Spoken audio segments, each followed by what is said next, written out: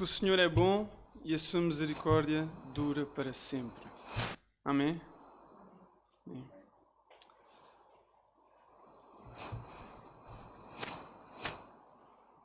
Deveríamos dizê-lo com mais ânimo, mas nem sempre é fácil, não é? Deveríamos dizê-lo com mais alegria, mais gozo, mas nem sempre é fácil. Mas o Senhor não deixa de ser bom pelas nossas circunstâncias, por estarmos cansados ou estarmos oprimidos. Ele é sempre bom, Ele é absolutamente bom. Então vamos recordar-nos porque é que o Senhor é bom. Vamos repetir que o Senhor é bom, lendo o Salmo 118, por favor, que possam abrir. O Salmo começa como termina, porque Ele é bom, porque a sua misericórdia dura para sempre. E lá está, é a justificação para que nós possamos louvar ao Senhor, para que possamos render graças ao Senhor. Eu tenho como título, aqui na minha Bíblia, que é a versão Almeida Revista e Corrigida, A Alegria dos Justos pelo Salvador. O salmista não conhecia o Salvador Jesus Cristo, na altura em que ele escreveu este salmo. Mas sabemos que este salmo é messiânico, no sentido em que Jesus Cristo utilizou, e temos essa referência em 3 evangelhos, em Mateus, em Marcos e em Lucas, e Jesus Cristo utiliza a referência a este salmo no versículo 22. A pedra que os construtores rejeitaram, essa veio a ser a principal pedra angular. E podemos ler até em Mateus 21, 42, para que possamos entender. Mateus 21, 42.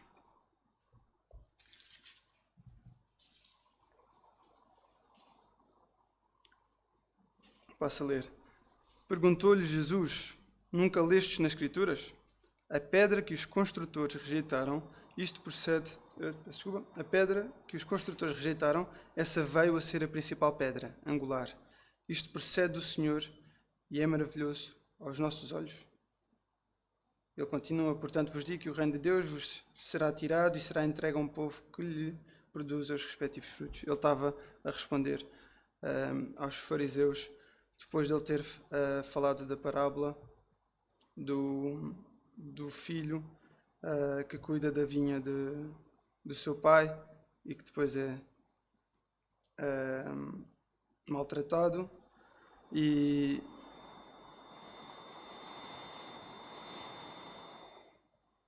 desculpa, só para não estar a fazer confusão. Exatamente. O pai que envia o seu filho para cuidar da sua vinha, assim como Jesus Cristo vai retirar a vinha, não é? Retirou a vinha dos fariseus e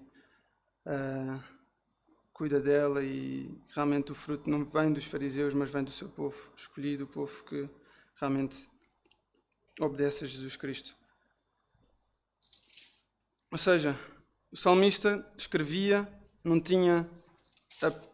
tinha visibilidade sobre o Messias em Jesus Cristo, mas escrevia com a certeza que esse Messias haveria de chegar e cantava sobre isso. Mas o que eu quero realmente salientar neste salmo é a certeza que Deus é bom, que a sua misericórdia dura para sempre.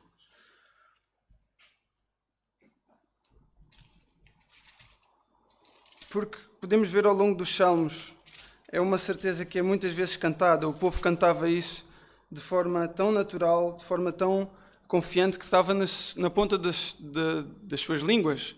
Era algo que eles utilizavam como oração de algibeira, não é?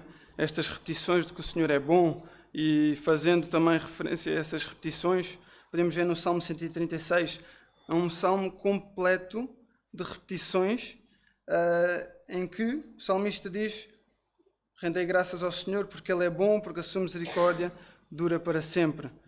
Depois no segundo versículo: rendei graças ao Deus dos deuses porque a sua misericórdia dura para sempre. E por aí em diante: rendei graças ao Senhor dos senhores porque a sua misericórdia dura para sempre.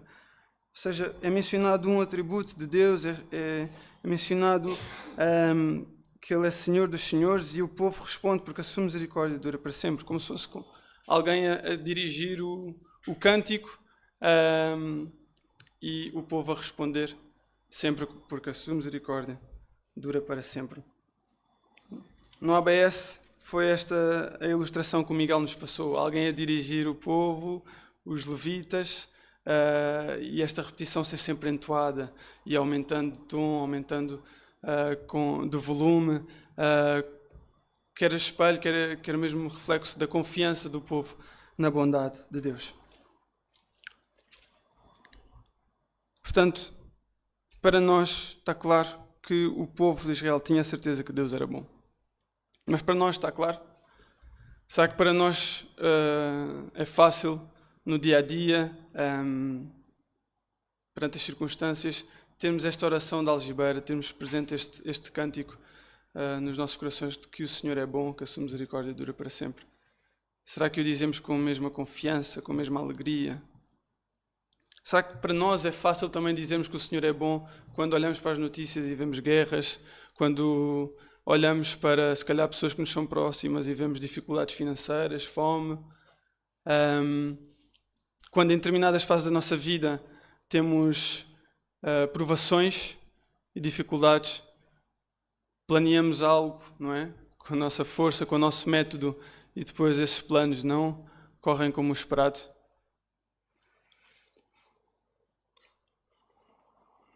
Acredito que não seja. Acredito que não é logo o primeiro pensamento que vem à nossa mente, que o Senhor é bom e que a sua misericórdia dura para sempre. Mas o Senhor já era bom antes de nós sequer existirmos. Ele é absolutamente bom, porque não tem a ver com a nossa perspectiva sobre a sua bondade. Não é um atributo relativo que nós possamos, em que nós possamos realmente conseguir entender o porquê de ele ser bom. Mais facilmente nós atribuímos bondade a Deus quando nos sentimos bem, quando nos sentimos seguros, quando nos sentimos confortáveis. Mas não tem nada a ver connosco. A bondade de Deus tem a ver somente com Ele. Ele criou-nos. E a sua palavra já dizia que tudo o que Ele criava antes de sequer criar o homem e a mulher, em Gênesis, já era bom. A criação já era boa. A criação é um modelo da bondade de Deus. Porque sendo Ele um Deus omnipotente, um Deus único, não há forma de nós termos mais algum critério, senão segundo Ele, para percepcionarmos o que é a bondade. Porque se nós somos criatura sua, Ele é que estabeleceu os parâmetros, o nosso Criador é que estabelece os parâmetros para nós entendermos o que é a bondade. Portanto, Deus é absolutamente bom porque Ele é bom. E não há mais nada que nos possa dar a percepção de que Ele é bom, senão a fé que nos garante que Ele é bom. A criação é boa porque foi Ele que a fez, porque Ele disse que era boa.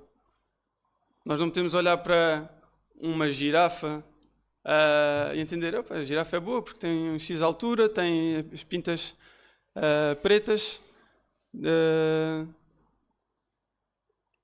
porque tem determinadas características. Não temos essa forma de categorizar a criação, porque nós não fizemos parte do processo, não é?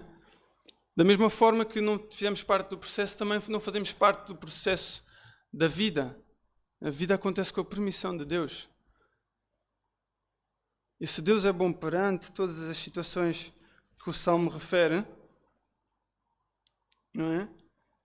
Por exemplo, no versículo...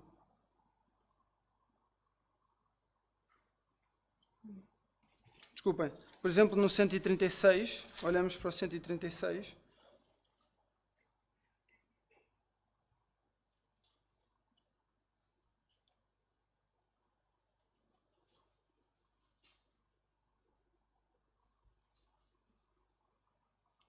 aqui diz no versículo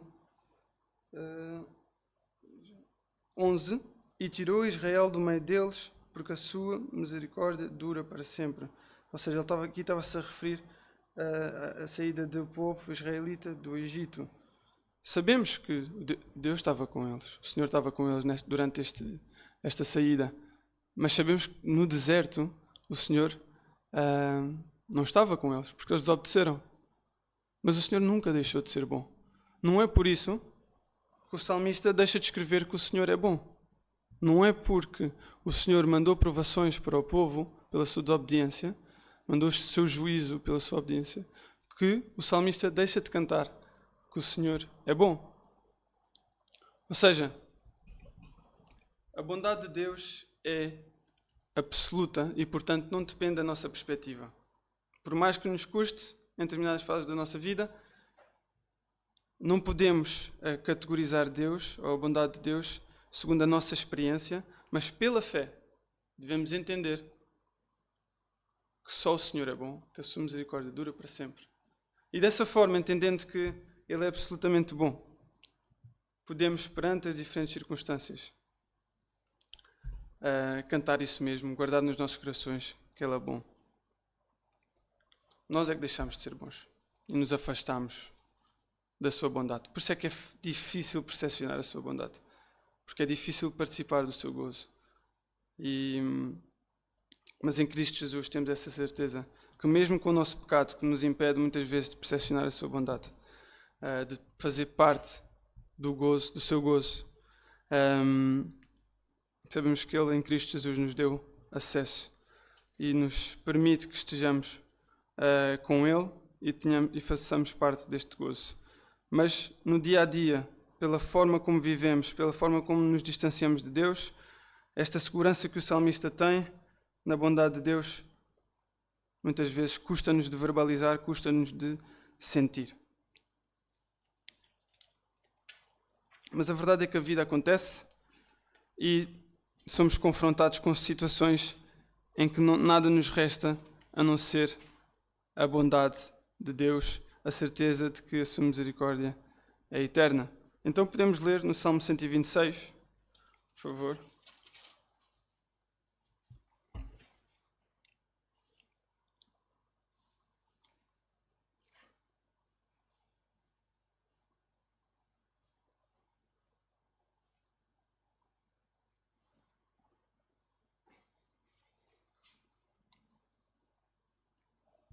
E só para contextualizar, quando o salmista escreve este cântico, e nós aprendemos também no ABS que este cântico 126 faz parte de alguns salmos, que são chamados salmos dos degraus, salmos de peregrinação, que o povo, lá está, tinha presente na sua memória e cantava enquanto peregrinava. Este salmo serviu para peregrinação quando o povo estava na Babilónia, feitos cativos, e estavam em sofrimento, estavam em incerteza, em súplica. Mas vemos neste salmo que eles não cessavam de confiar no Senhor e esperavam no Senhor. Então vamos ler Salmo 126. Quando o Senhor restaurou a sorte de Sião, ficamos como quem sonha. Então a nossa boca se encheu de riso e a nossa língua de júbilo. Então entre as nações se dizia: grandes coisas o Senhor tem feito por eles. Com efeito, grandes coisas fez o Senhor por nós.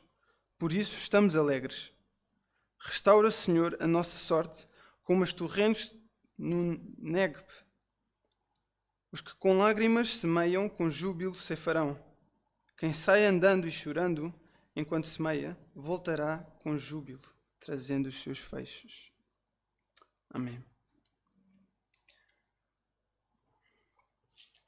Quem sai andando e chorando, enquanto semeia, voltará com júbilo, trazendo os seus feixes. O povo sabia que o Senhor era bom. Não era por passarem estas circunstâncias que Deus deixara de ser bom. Eles esperavam no Senhor e pediam em súplica: Senhor, por favor, volta-nos a trazer prosperidade em Ti. Volta-nos a trazer grandes coisas, assim como já fizeste antes, não é? No versículo 3, com efeito, grandes coisas fez o Senhor por nós. Por isso é que estamos alegres, por isso é que continuamos a esperar nele. Então, no versículo 4, restaura o Senhor a nossa sorte. Mas vemos que eles estavam em pranto, estavam em súplica, porque no versículo 5 diz: com lágrimas semeiam, com júbilo se farão. Muito obrigado.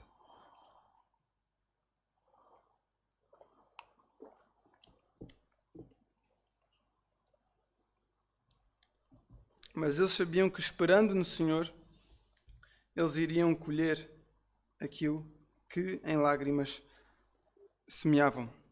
Para entendermos um pouco melhor o contexto do povo nesta fase, vamos ler Esdras, capítulo 1.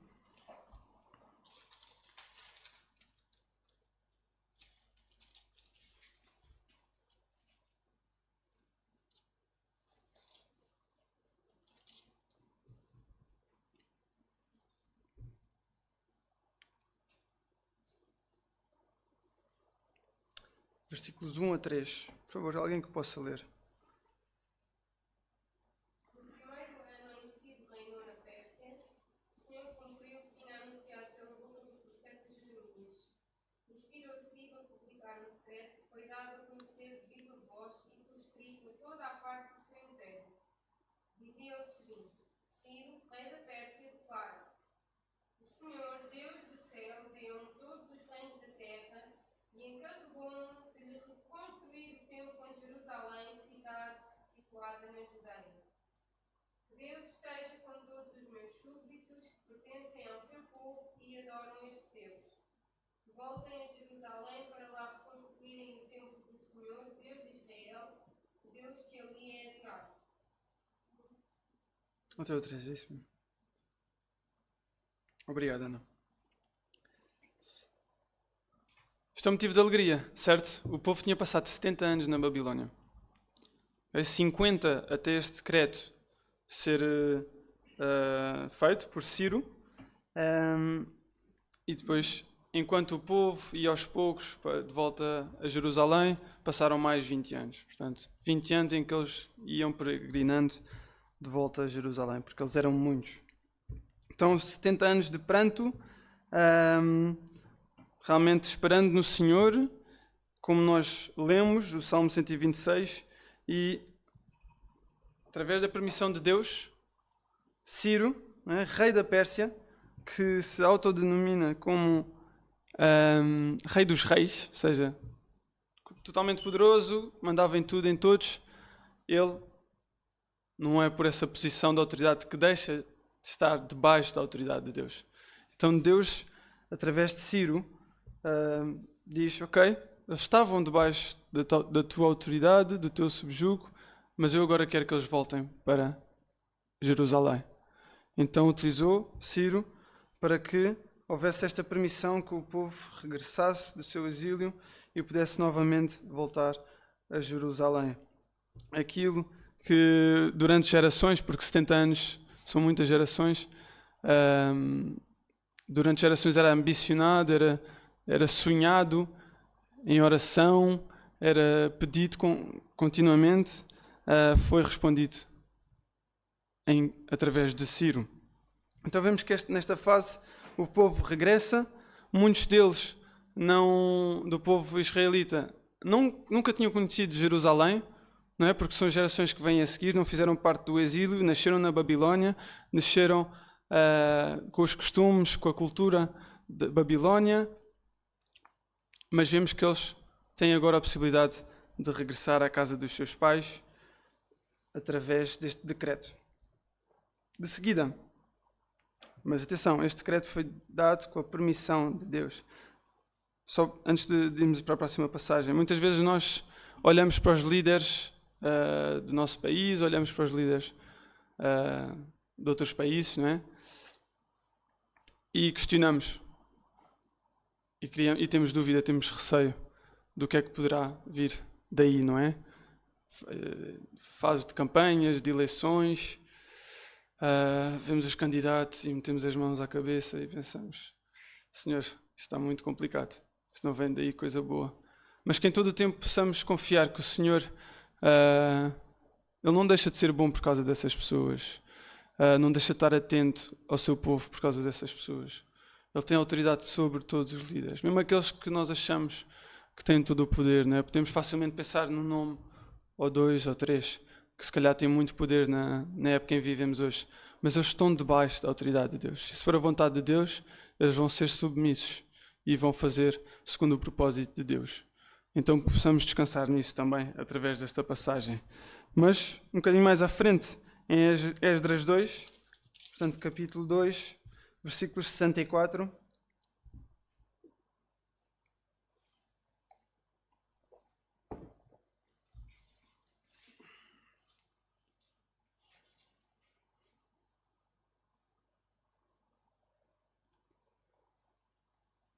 Ou seja, estes versículos referem as pessoas que acabaram por sair da Babilónia e com detalhe explica bem o que é que o povo levou, quantas pessoas eram, de que forma é que foi este regresso a Jerusalém. Que alguém possa ler então dos versículos 64 ao 70, por favor.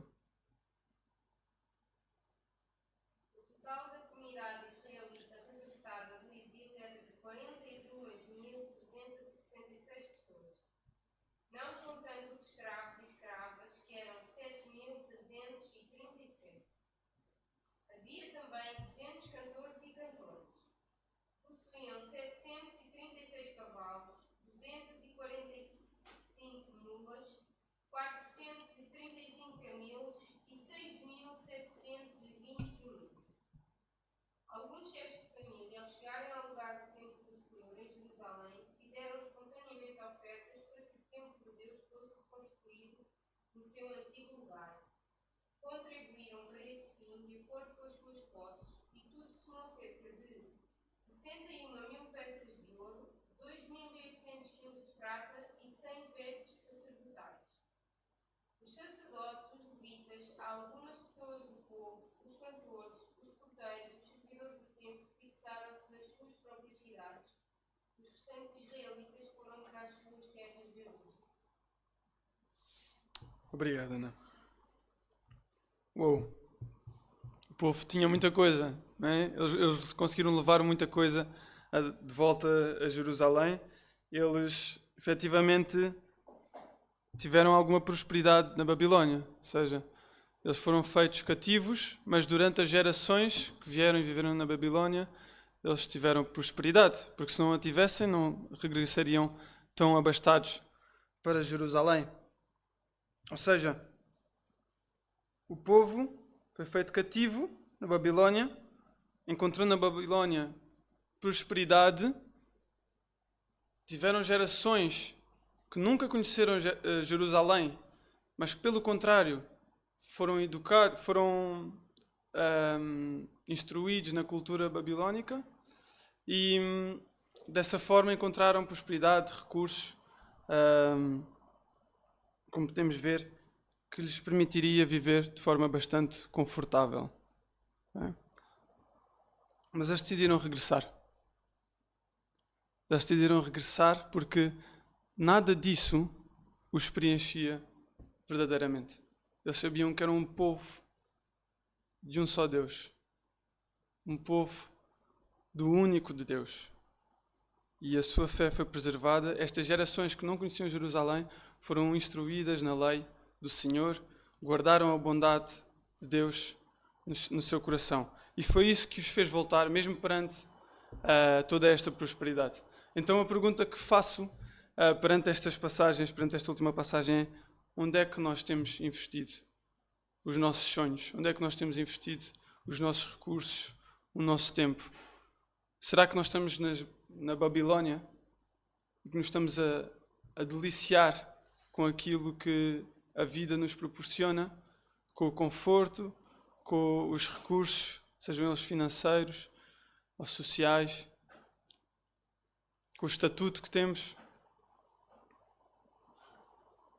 Será que temos a percepção de que a cultura nos está realmente, de alguma forma, a afastar daquilo que são os sonhos de Deus para nós? que é a sua palavra, a sua vontade para as nossas vidas. O problema não é nós estarmos dentro da cultura, não é? Porque estamos no mundo, sabemos que dificilmente conseguimos viver as nossas vidas não estando dentro da cultura. E muitas das vezes os recursos vêm para ser bênção nas nossas vidas. Mas existe a intencionalidade de servir a Deus com esses recursos, existe a intencionalidade de estarmos no mundo para sermos agentes ativos de Deus no mundo? Ou existe mais a tendência de sermos servidos com esses recursos, vivemos para o nosso conforto e acabamos por esquecermos de Deus, não é? Porque vivemos dentro desse conforto e somos inundados com a cultura, com aquilo que não agrada a Deus.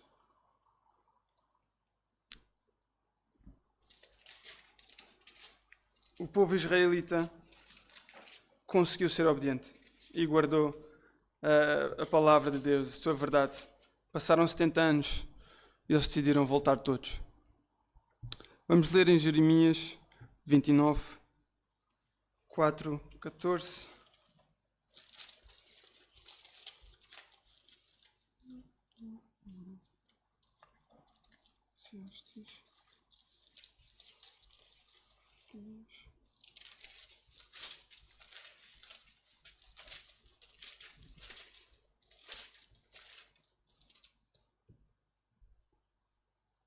Outra pessoa que possa ler, por favor, para a Ana descansar um bocadinho a voz. Jeremias 25. Sim.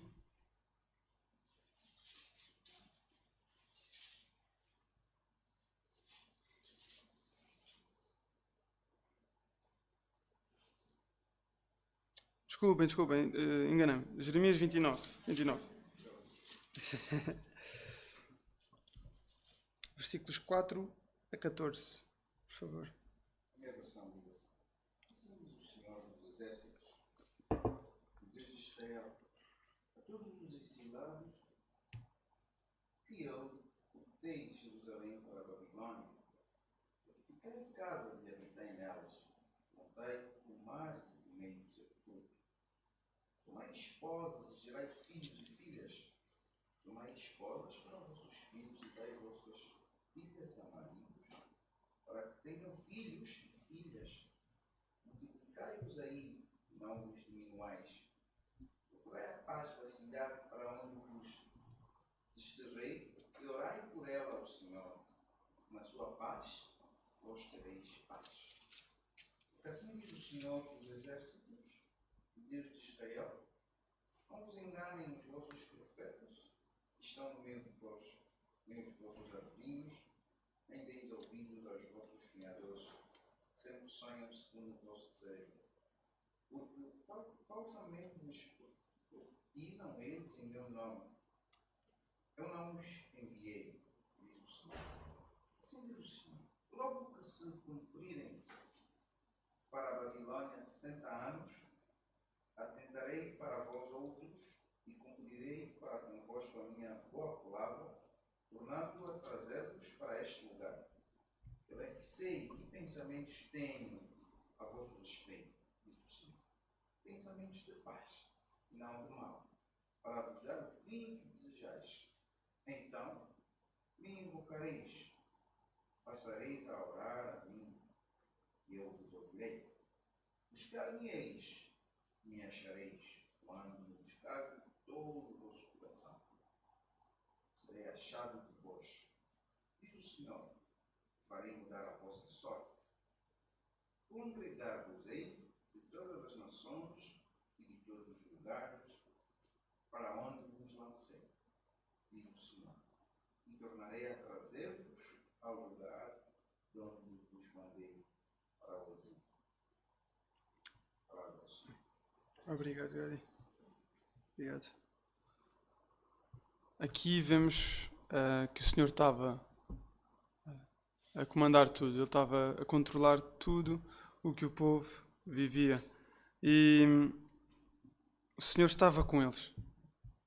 E queria que eles partilhassem deste gozo de regressarem a Jerusalém para que pudessem novamente, numa nova fase, prosperarem ali e edificarem o templo e terem novamente esta alegria de poderem servi-lo desta forma. Finalmente, não é? Finalmente o Senhor tinha permitido, passados os 70 anos, conforme Ele já tinha dito ao povo, Ele tinha explicado que iriam passar 70 anos. Ele foi fiel e permitiu que o povo regressasse, para que pudessem experimentar este gozo nele, como Ele diz, não é? Ele queria que o povo pudesse buscar todo o coração, que tivesse tudo, todos os recursos para que lhe pudessem buscar e o pudessem servir. Então, há uma nova fase para Jerusalém, porque o Senhor assim o permitiu. Vamos ler em Esdras 3, voltamos a Esdras, capítulo 3,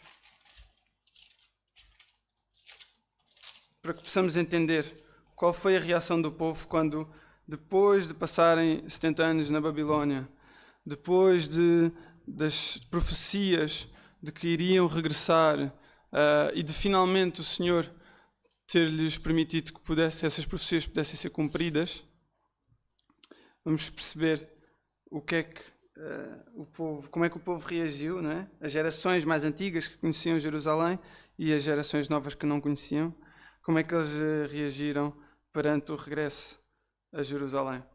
Então, Esdras, capítulo 3, versículos 10 a 13. Por favor, que alguém possa ler. Quando os edificadores lançaram os alicerces do templo do Senhor, apresentaram-se os sacerdotes, paramentados e com trombetas, os levitas, filhos de Asaf, com símbolos, para louvarem ao Senhor, segundo as comunicações de Davi, rei de Israel. Cantavam alternadamente, louvando e rendendo graças ao Senhor com estas palavras: Ele é bom, porque a sua misericórdia dura para sempre sobre Israel. E todo o povo jubilou com altas vozes, louvando ao Senhor, por se terem lançado os alicerces da sua casa. Porém, muitos sacerdotes e levitas, cabeças de família já idosos, viram a primeira casa, choraram em alta voz, quando à sua vista foram lançados os alicerces desta casa. Muitos, no entanto, levantaram as vozes com gritos de alegria, de maneira que não se podiam discernir as vozes de alegria das vozes de choro do povo, pois o povo jubilava com tão grandes gritos que as vozes se ouviam de muito longe. Obrigado, Leonor. Ou seja, este foi o momento em que eles regressaram a Jerusalém e começaram a edificar o templo. E o sentimento é misto, não é? Podemos ver gerações mais novas cheios de alegria, porque aquilo que cantavam estavam a viver, finalmente a edificar o templo. E em resposta, tal e qual como foram sempre habituados, desde jovens, a cantar, porque o Senhor é bom e a sua misericórdia dura para sempre, foi o que eles cantaram aqui. Porque estava presente nos seus corações. Essa certeza estava completamente guardada na sua memória. Eles sabiam que o Senhor era bom. Eles nunca tinham experimentado o que era estar no templo, o que era estar nesta terra. Eles nasceram na Babilónia, numa cultura completamente diferente. Mas eles guardaram durante todo o tempo que Deus era bom. Por isso é que lhes foi tão fácil alegrarem-se e dizer isso mesmo. Reconhecer que Deus era quem comandava as suas vidas, era quem tinha permitido a edificação do templo e que a sua bondade, a sua misericórdia duram para sempre. Pelo contrário, as gerações mais velhas que tinham conhecido o templo, que estavam habituados, se calhar, à religiosidade, aos ritos do templo, ficaram tristes porque regressaram a Jerusalém que estava feita em pó. Nós ficámos a ler a passagem, mas em Jeremias, podem ler mais tarde, em Jeremias 25, versículos 10 e 11, explica mesmo, Jerusalém foi feita em pó, não sobrou nada. Então é natural, não é? Que seria de nós voltar a este templo aqui, em Chelas, tantos anos edificado,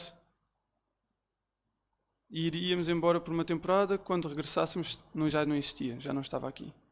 Iríamos sofrer muito, não é? Se calhar já íamos questionar um bocadinho a bondade de Deus, não é? Mas a verdade é que o Senhor não deixaria de ser bom por causa disso. A nossa percepção deste templo, da necessidade de ele estar edificado, é muito pequena face aos propósitos de Deus. Da mesma forma que este povo, estas gerações mais velhas, encontraram algo que não estava dentro dos seus planos, isso pode acontecer com as nossas vidas. As nossas expectativas não nos podem condicionar de forma a que o nosso louvor seja diminuído. Mas que, pelo contrário, devemos guardar sempre, porque o Senhor já o mostrou, que Ele é bom e sempre será bom. Este louvor tem que estar sempre presente nos nossos corações. Nele que temos de descansar. Mas isto tem muito mais a ver com o entretanto do que com esta conclusão de que o povo voltou a uma nova fase, próspera, na sua terra, e que finalmente poderia edificar o templo de Deus. Tem a ver com o que fazemos com as nossas vidas, com a forma como nós utilizamos o nosso tempo, com a forma como nós nos firmamos. Tal e qual como nós lemos no início, no Salmo 126.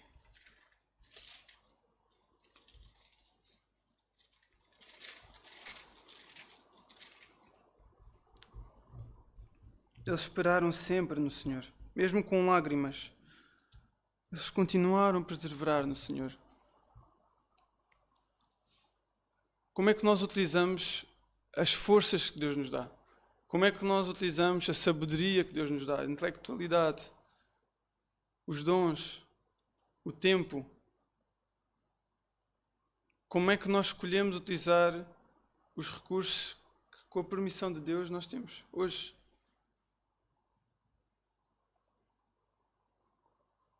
Não sabemos o dia da manhã, não nos compete a nós saber o dia da manhã.